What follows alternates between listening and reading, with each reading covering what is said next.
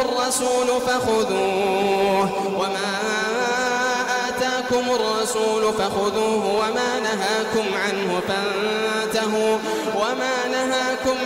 فانتهوا واتقوا الله إن الله شديد العقاب.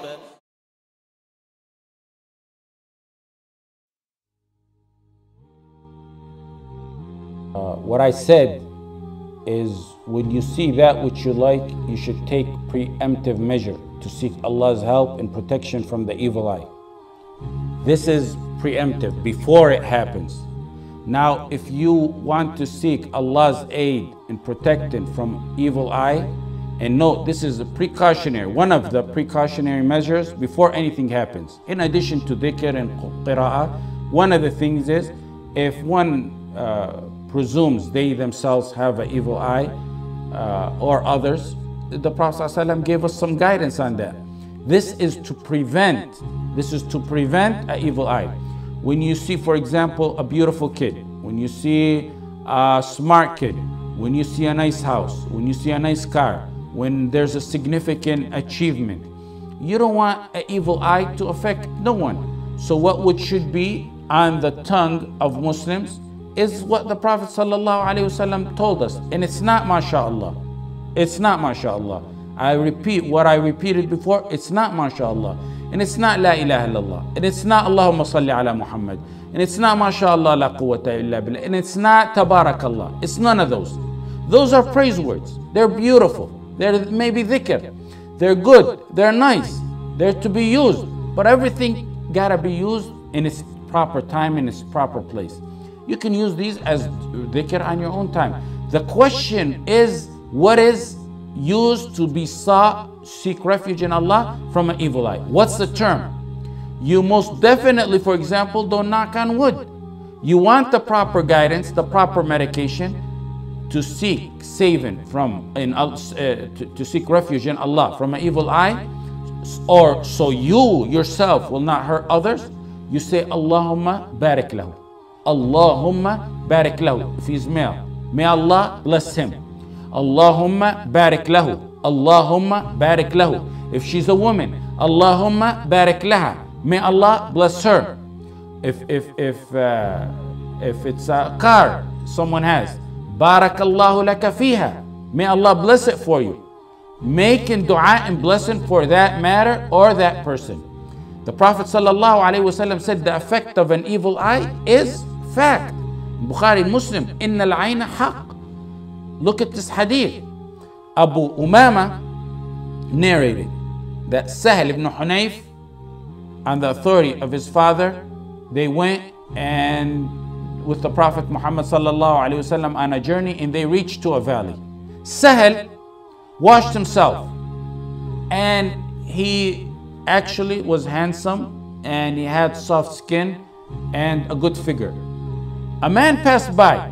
His name is Amr ibn Rabi'ah. He looked at him as he was bathing, and he said, wow, what a nice delicate figure. Just as he uttered that, Sahel fell unconscious, and the people went to the Prophet Muhammad ﷺ. The Prophet ﷺ said, who do you suspect? You suspect anyone? Man tattahimuna bih. They said, yes, we suspect Amr ibn Rabi'ah. The Prophet said, bring Amr ibn Rabi'ah here. They brought Amr ibn Rabi'ah. The Prophet reprimanded him and sort of scolded him. He said, why try to kill your brother in faith? Did he pull a knife or anything? No, it's by his eye he was trying to kill him that the Prophet meant.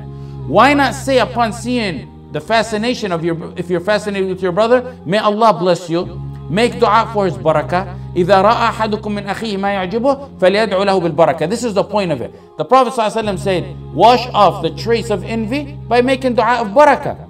He didn't say you say MashaAllah. He said you say La ilaha illallah. Amr, the man who caused the evil eye, he was ordered to bathe, wash his elbows, thighs, his hands, and pour water all over himself while he was in a what would be called today a tub.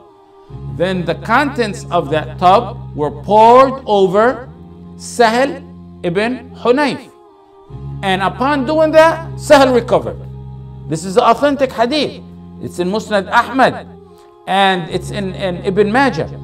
So the washing off, the one who caused the envy eye, was ordered to take a bath. His leftover were in a tub, and that leftover were poured over the one he envied, he affected. This is after it happens.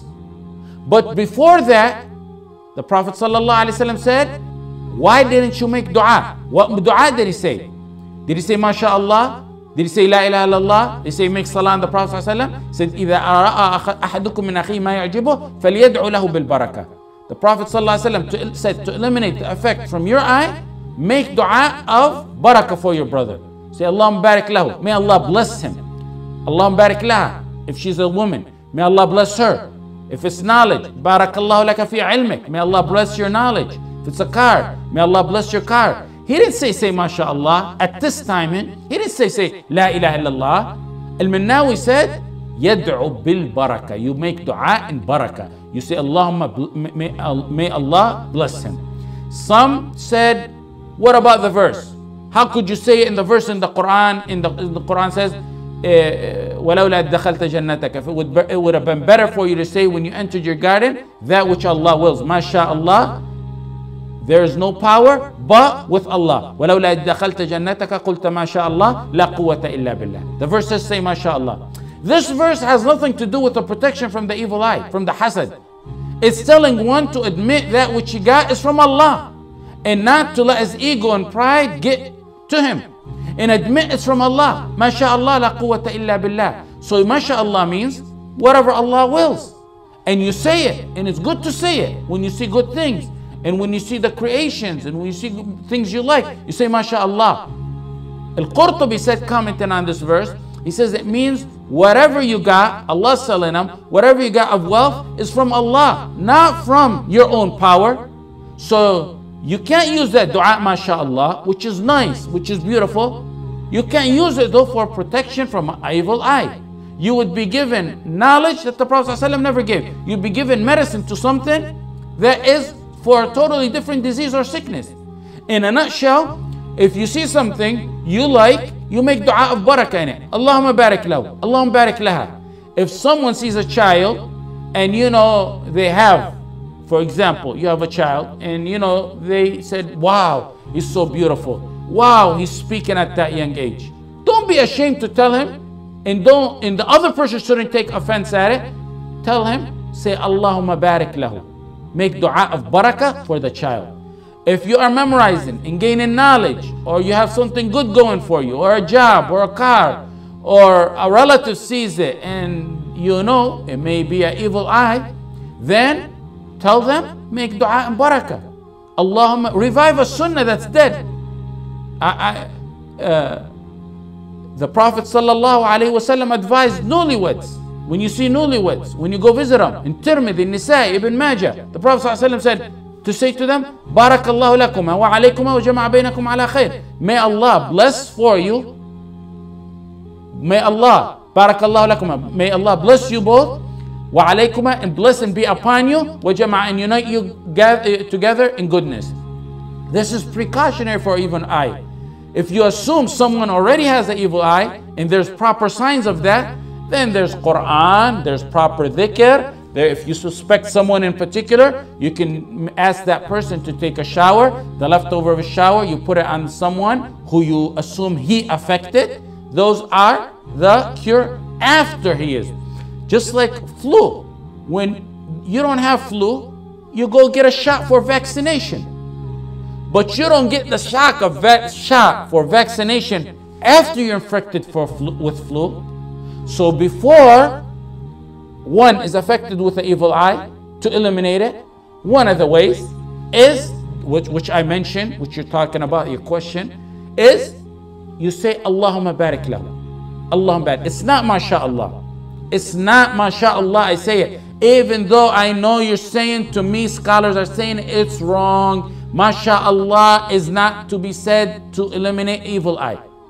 MashaAllah was never in a hadith to say that it was, no authentic hadith to say that it is a prevention from evil eye. MashaAllah, say, you see the sky is beautiful. You enter your own house, you're not afraid of an evil eye, say MashaAllah. However, if you're afraid of an evil eye, and you want to prevent it, فَلْيَدْعُ لَهُ بِالْبَرَكَةِ. Let him ask Allah for barakah in that person or in any matter that he has which you think are good. That's how it is. Also, you can recite Quran as prevention. That is what I mentioned. Now, after it falls, if someone is affected, then you got Quran, then you got dhikr, then you got washing of the person. If you know someone in particular, you can ask him to take a shower. He shouldn't take offense to it. And once he takes a shower, his leftover the water, the person who's affected takes a shower in that. Inshallah, just like the hadith we mentioned of Sahel, that it will be eliminated. The point of it, what I mentioned, is when you see what you like, it's Allahumma barik. It's not Masha Allah. It's not La ilaha illallah. It's not Allahumma salli ala Muhammad. It's not Tabarakallah. These are good phrases, beautiful phrases. But for the protection of evil eye, you ask Allah for barakah in that matter or in that person. You got it?